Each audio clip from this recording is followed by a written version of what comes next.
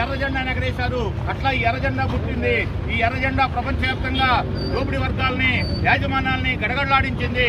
Russia, China, Vietnam, Cambodia ఇట్లాంటి దేశాల్లో ప్రజారాజ్యాలని, విముక్త రాజ్యాలని స్థాపించింది. కాబట్టి ఈ ఎర్ర జెండా అనేక హక్కులు కాపాడింది. కానీ ఈ రోజున కార్మిక వర్గాన్ని, ఈ పెట్టుబడిదారు వర్గం, భూస్వామి వర్గం, ఆదాని అంబానీలకి మొత్తం కూడా మార్కెట్లు అప్పచెప్పింది. ఎవరికి కూడా ఉపాధి లేదు, ఉద్యోగాలు లేవు. ఈ రోజు మళ్ళీ తిరిగి 12 గంటల పని దినాన్ని ఈ పెట్టుబడిదారు వర్గం ప్రవేశపెడతా ఉన్నది. కార్మికులు రోజు రోజు తమ యొక్క జీవన ప్రమాణాలను కోల్పోతున్నారు. ఆదాయాలు తగ్గుతున్నాయి, ఖర్చులు పెరుగుతున్నాయి. ఈ రోజున విద్య, వైద్యం ఇవన్నీ కూడా ప్రైవేటీకరణ జరుగుతున్న పరిస్థితి ఉంది. హాస్పిటల్లో కూడా పోతే లక్షల రూపాయల ఫీజు వసూలు చేస్తున్న పరిస్థితి ఉంది. అంతా కూడా ఒక మాఫియా తయారయ్యి పరిపాలన చేస్తున్న పరిస్థితి ఉంది.